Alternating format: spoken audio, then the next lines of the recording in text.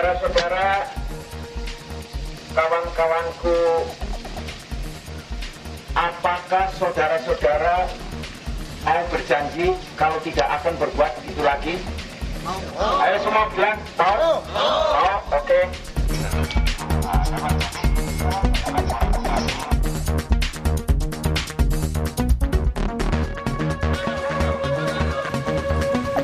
Saya belum pernah 16 tahun menerima suap.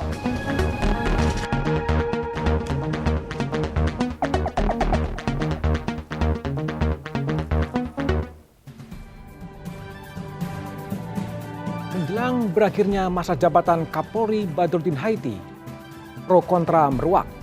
Apakah masa jabatannya perlu diperpanjang atau dihentikan sesuai masa pensiunnya?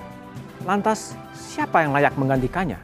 Apakah kita bisa punya Kapolri yang ideal seperti Hugeng pada masa lalu?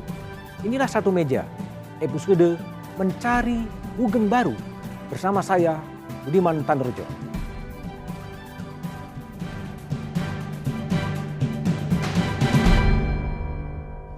Belum menerima surat apapun dari Presiden Republik Indonesia, Presiden Jokowi. Kami pada posisi menunggu itu dan tentu semuanya bolanya ada di beliau. Kasakusuk perpanjangan masa jabatan Tribrata I alias Kapolri kian menghangat. Isu ini cukup membuat berbagai kalangan terpecah pendapatnya. Ada yang menilai tak perlu memperpanjang masa jabatan Kapolri. Sebagian lainnya justru setuju untuk diperpanjang. Kegaduhan politik baru jadi alasan utama mengapa Kapolri perlu diperpanjang. Masih segar diingatan pada awal tahun 2015 lalu, saat pergantian Kapolri karena Kapolri sebelumnya, Jenderal Sutarman, memasuki masa pensiun. 3 bulan, negeri ini tak punya pemimpin polisi tertinggi. Sementara yang menolak perpanjangan menilai tidak ada alasan memperpanjang masa jabatan Kapolri karena akan menghambat regenerasi di tubuh Polri. Tapi yang saya baca undang-undang, ya tidak ada undang-undang ya yang mensyaratkan atau yang memerintahkan atau yang memungkinkan untuk memberikan peluang kepada Presiden ya memperpanjang Kapolri. Sejumlah Jenderal Bintang 3 termasuk Jenderal Bintang 2 yang akan duduk menjadi Kepala Bareskrim nantinya menjadi calon kuat pengganti Badrodin Haiti. Meski dari semua calon ini tak semuanya punya rekam jejak mulus, sejumlah nama punya catatan sendiri. Dari dugaan rekening gendut hingga kerap membuat kegaduhan dalam menyelesaikan kasus saat ia menjabat. Di tahun 68 hingga 71, Indonesia sesungguhnya pernah memiliki sosok Kapolri yang jujur dan tegas bernama Hugeng Iman Santoso. Ketegasannya dirindukan masyarakat yang menginginkan sosok baru yang dapat membawa perubahan bagi kepolisian. Kini, bola liar jabatan Kapolri ada pada Presiden. Masih mungkinkah Indonesia memiliki sosok Kapolri layaknya Hugeng di masa kini? Gonjang-ganjing selalu menyertai isu pergantian Kapolri. Malam ini saya akan membahasnya. Mungkinkah muncul Hugeng baru yang akan memimpin lembaga kepolisian? Bersama saya telah hadir politisi PDI Perjuangan, Trimedia Panjaitan. Malam, Bang Tri. Malam.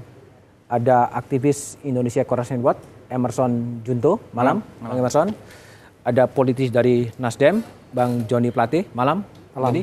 Dan ada mantan komisioner Komisi Kepolisian Nasional, Profesor Adrianus Meliala. Malam, Bang Adrianus. Terima kasih diundang. Saya ke Trimedia dulu dari PDI Perjuangan. Belum ada keputusan bahwa Badrodin Haiti diperpanjang, tapi PDIP sudah juga ngotot bahwa itu harus selesai sesuai dengan usia pensiunnya dan kemudian juga mengusulkan Budi Gunawan. Apa yang sebenarnya terjadi? Sebenarnya bukan ngotot. Kita kan mengikuti opini yang berkembang. Oke. 2-3 minggu ini kan berkembang opini bahwa Pak Badrodin akan diperpanjang. Dan kemudian Itu opini bersumber dari mana sebetulnya? kita nggak tahu opini itu bersumber dari mana. Apakah misalnya tes the water dari istana ataukah ada pihak-pihak lain dari tim sukses A, tim sukses B, kan seringkali kan kalau pergantian Kapolri itu ada juga masing-masing calon ini mempunyai tim sukses. Nah, dari isu yang berkembang itu kami merespon saja dengan alasan-alasan yuridis yang kita sampaikan.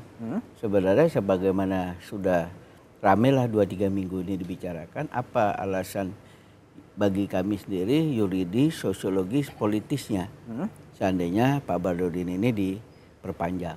Apalagi kan kalaupun diperpanjang kan harus minta persetujuan DPR, pemberhentian dan pengangkatan presiden Kapolri itu harus persetujuan DPR sebagaimana pasal 11-nya itu kan sudah dikunci seperti itu.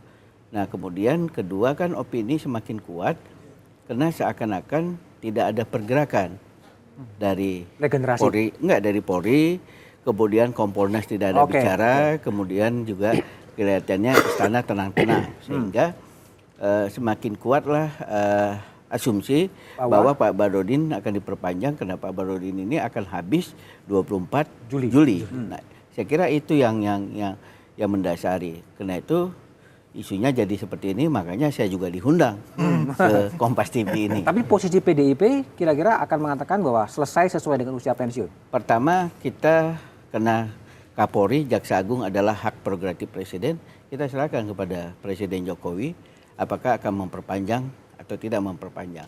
Hanya saja kita mengingatkan bahwa Presiden juga harus melihat landasan yuridisnya kalau seandainya Kapolri mau diperpanjang. Kemudian juga sosiologisnya, apakah ini akan lebih baik untuk institusi Polri.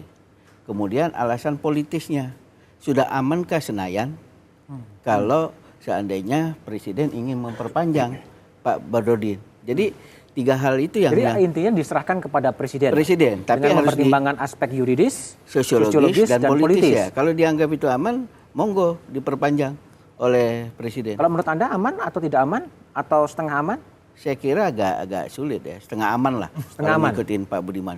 Oke, saya ke Nasdem dulu lah, Bang Joni. Kalau Bang Nasdem melihatnya gimana? Apakah memang 3 alasan yang Trimet katakan bahwa yuridis, sosiologis dan politis cukup aman untuk perpanjangan atau lebih elegan untuk berhenti dan kemudian mengganti yang baru? Ya, kalau kami ya ini bukan saja normatif, tapi memang ini konsistensi sikap kami. Bahwa yang domain Presiden itu kita serahkan pada Presiden. Oke. Karena kepentingan Presiden pasti mempertimbangkan banyak aspek ya. Termasuk aspek politik di DPR. Kalau Presiden kembali memperpanjang misalnya ya, pasti sudah memperhitungkan aspek-aspek itu dan itu lobby-lobby politik harus dilakukan. Yang paling penting bahwa tidak menabrak undang-undang. Nah, sejauh itu dibolehkan oleh undang-undang, ya silakan. Termasuk perpanjangan? Termasuk perpanjangan kan dibolehkan oleh undang-undang. Dibolehkan oleh undang-undang? Ya, dibolehkan. Dengan catatan tentunya. Catatan harus diperhatikan, diperpanjang atau tidak diperpanjang, soliditas internal Polri jangan sampai terganggu hanya karena proses pencalonan. Oke. Kita harus dijaga. Saya ke Prof. Adrianus lah. Sebelum sekarang di Ombudsman tapi dulu di Kompolnas. Ya. Memang sejauh penangkapan Anda ketika Anda meninggalkan Komnas belum ada pembicaraan apapun. Kompolnas belum ada pembicaraan apapun untuk memberikan calon Kapolri pada waktu itu. Belum ya, karena memang sudah mulai fade away ya, jadi tidak kami bicarakan. Namun kami berpendapat bahwa komisioner baru seharusnya juga melakukan hal yang kami lakukan, yakni memegang seluruh prosesnya A sampai Z-nya di tangan kami. Dengan kata lain tidak memberikan ruang pada Wanjakti. Oke lah, memang Wanjakti boleh mengusulkan langsung kepada Presiden, tapi sesuai undang-undang juga maka harusnya Kompolnas yang lebih kuat. Tapi mungkin karena teman-teman baru ini baru saja di kantor beberapa hari ya, jadi mungkin mereka juga masih lihat sana lihat sini, sehingga lalu mengatakan bahwa ya kami tunggulah peran dari Wanjakti. Hal mana menurut saya tidak strategik karena itu akan membuat Kompolnas terkunci terkait dengan pilihan yang akan diberikan oleh Wanjakti. Kalau hanya menunggu laporan Wanjakti, berarti hanya semacam stempel. Saya kira begitu. Sebenarnya kalau kita melihat daripada pengalaman kami pada waktu kami mengusulkan nama Tibur Pradopo dan Sutarman, itu kami godok semua. Mengadakan wawancara, fit and proper test dan seterusnya, sehingga kemudian kepada Presiden bisa mendapatkan semacam asupan yang lengkap mengenai siapa yang akan dia pilih. Demikian. Cukup waktu dalam sekarang Mei menjelang akhir dan Juli akan pensiun, proses di Kompolnas, pengalaman Anda? Cukup ya. Tapi yang penting adalah bahwa kita punya database yang bagus ya. Ini sebagai contoh misalnya kami sudah menelisik misalnya nama-nama seperti Pak Budi Waseso, Pak Budi Gunawan itu dari jauh-jauh hari. Termasuk juga dengan meminta masukan dari masyarakat. Sehingga ya memang pada waktu kemarin itu kecolongannya adalah karena ternyata KPK pada waktu kasus Pak Budi Gunawan itu memiliki data lain yang tidak diberikan kepada kami. Padahal kami sudah minta kami sudah surati dengan baik-baik, tidak diberikan kepada kami. Oke. Siapa yang paling berpeluang untuk menggantikan Badrodin Haiti jika Badrodin tidak diperpanjang oleh Presiden Jokowi? Jawabannya setelah jeda berikut ini.